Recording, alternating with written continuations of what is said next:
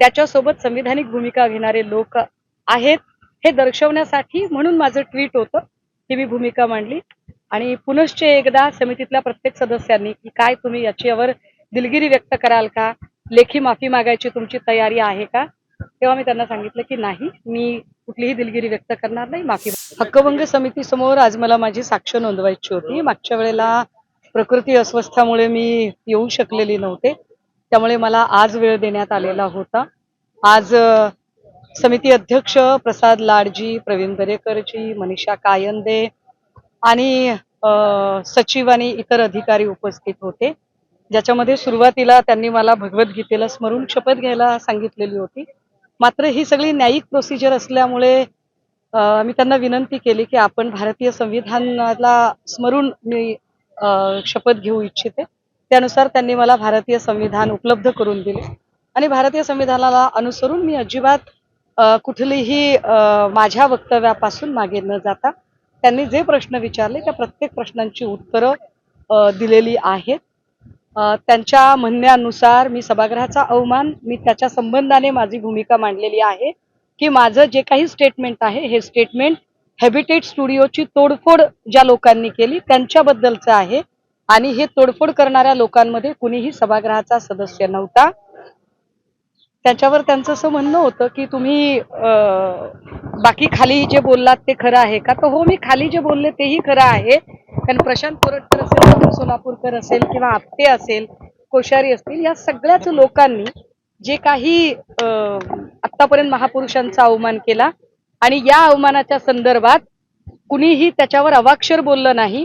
त्यामुळे जेव्हा कधी कुणी अशा पद्धतीने महापुरुषांचा अवमान करेल तेव्हा सुद्धा माझा स्टँड हाच असेल. यावर त्यांनी तुम्ही तुमच्या वक्तव्याबद्दल दिलगिरी व्यक्त कराल का असंही विचारलं. मात्र मी माझ्या म्हणण्यावर ठाम होते की मी कुणाचाही अवमान केलेला नाही. मग मी अवमान केला नसेल तर मग मी कुणाल कामराला सपोर्ट का केला असं एक समितीचं म्हणणं होतं. त्यावर मी माझी भूमिका मांडलेली आहे की भारतीय संविधानानुसार अभिव्यक्ती स्वातंत्र्य प्रत्येकाला आहे. एखाद्या कलाकाराचे अभिव्यक्ती स्वातंत्र्य जर धोक्यात येत असेल तर त्या अभिव्यक्ती स्वातंत्र्यासाठी मी लढलं पाहिजे आणि याच न्यायातनं मी कुणाल कामराला सपोर्ट केला. कुणाल कामराची माझी काही ओळख नव्हती, कधी गाठभेट झालेली नव्हती. त्यामुळे फक्त आणि फक्त कुणाल कामरासारखा कलाकार त्याने स्वतःला एकटं समजू नये, त्याच्यासोबत संविधानिक भूमिका घेणारे लोक आहेत हे दर्शवण्यासाठी म्हणून माझं ट्विट होतं की मी भूमिका मांडली आणि पुनश्च एकदा समितीतल्या प्रत्येक सदस्यांनी की काय तुम्ही याच्यावर दिलगिरी व्यक्त कराल का, लेखी माफी मागायची तुमची तयारी आहे का, तेव्हा मी त्यांना सांगितलं की नाही, मी कुठलीही दिलगिरी व्यक्त करणार नाही, माफी मागणार नाही. तुमची चर्चा आज पूर्ण झाली असं सांगण्यात येते. दोन प्रश्न काय मुळात आता समिती अध्यक्षांचं असं म्हणणं पडलं की काही प्रश्नांची तुम्ही गोलमोल किंवा उडवाउडवीची उत्तरं दिलेली आहे, त्यांचं समाधान झालं नाही असं त्यांच्या वक्तव्यावरनं वाटलं. पण तुम्ही जी साक्ष दिलेली आहे त्या साक्षीपासून तुम्ही समाधानी आहात का? पुढच्या वेळेला कदाचित तुम्हाला बोलवलं जाणार नाहीये. बघा, मी पुन्हा एकदा आपल्याला सांगितलं पाहिजे की माझ्यावर ठेवलेल्या आरोपांचे मी त्यांना दोन भाग करून सांगितलेले आहेत. पहिला भाग की मी ज्यांच्याबद्दल वक्तव्य केलं त्यातली एकही व्यक्ती ही सभागृहाची सदस्य नाही.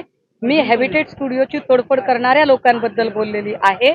दुसरं, ज्या ट्विटमध्ये ज्या शब्दांमध्ये मी माझं मत व्यक्त केलं त्या शब्दांवर जर आक्षेप असेल तर 1984 आणि 1999 या 2 वेळा विधिमंडळ कामकाजाच्या ज्या याद्या प्रकाशित झाल्या असंसदीय शब्दांच्या